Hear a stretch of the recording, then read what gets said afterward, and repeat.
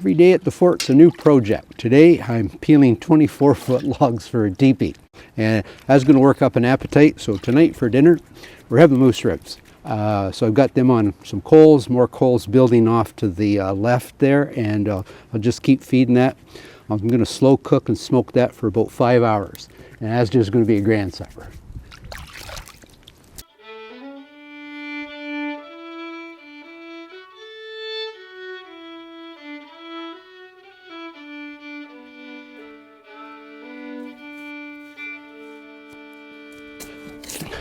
So just a few short days ago, the shot heard around the world was fired at Lexington, Massachusetts. It's going to start the American Revolution. And it got me thinking today about, we had sort of a similar experience in Canada, and I'm sure American colonists or patriots would look at it as a minor skirmish, but there are a lot of similarities and parallels between that revolution in America and the uprising in Canada in 1837, and I'm going to tell a little wee bit of history once I get myself a coffee going.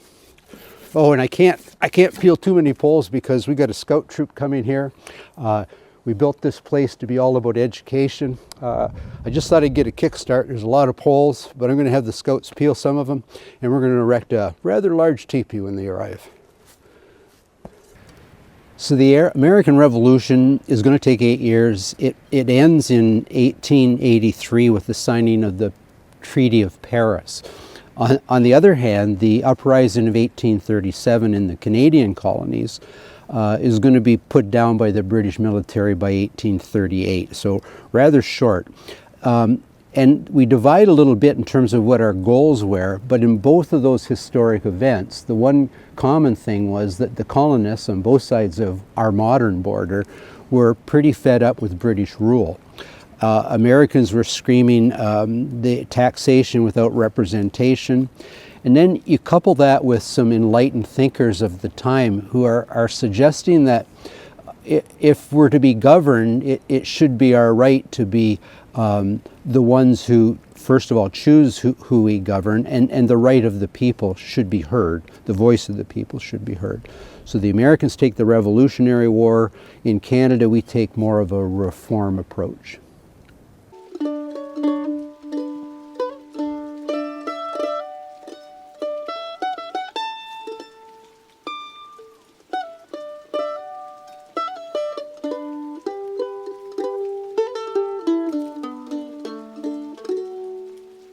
So there's a wee bit of irony in all this. So fairly recently, Queen Elizabeth passes away. King Charles III now has the throne. And I should preface it with the fact that he's my king. I still have a monarch. And no, we're no longer the Dominion of Canada. We are our own sovereign nation. We have our own Bill of Rights. But we still have a monarch. And one might say in figurehead only, but we are a member of the Commonwealth of Nations. But after King Charles takes the throne, they conducted a poll in both the States and Canada, and they asked a whole lot of questions about the British monarchy. You know, do you follow it? Are you interested? Has it run its course? Is it redundant, etc.? And it turns out, by a huge percentage point, more Americans like following or are interested in the British monarchy than Canadians. And King Charles III is my king. So the uprising of 1837 is certainly a lot less about wanting independence, at least at that time, and more about wanting reform. So people understand, at the time we have two provinces. We've got Upper Canada, which is modern-day Ontario, Lower Canada, which is modern-day province of Quebec. And it's being led by the elite. So we have the family compact in Upper Canada, and we've got the Chateau clique in Quebec, or Lower Canada. Now the two ringleaders of this are going to be William Lyon Mackenzie in Upper Canada and Louis Joseph Papineau in Lower Canada. And they're going to start the uprising. There's quite a bit of popular support for this.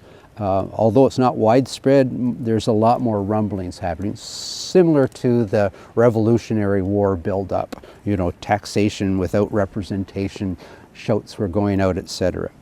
And that's going to start the rebellion, which I said is going to be rather short compared to the American Revolution.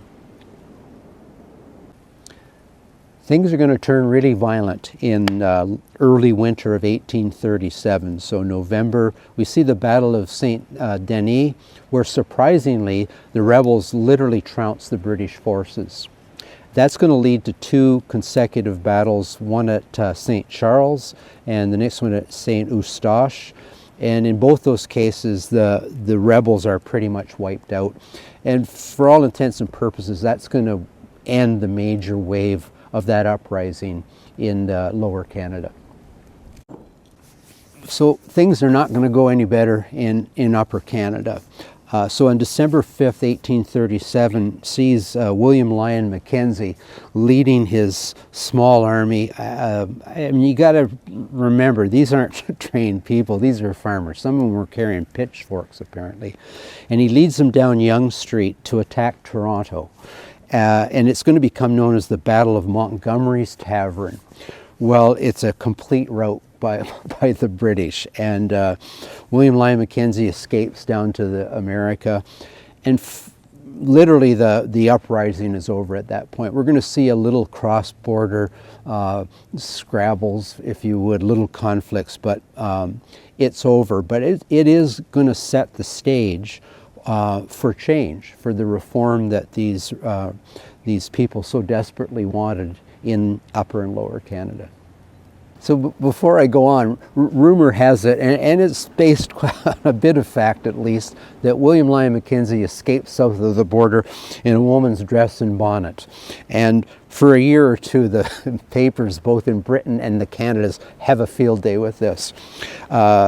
Anyway, if we look at the two historic events, they're markedly different. In the American Revolution, after 8 bloody years, they win their independence, they form a new nation based on a republican system.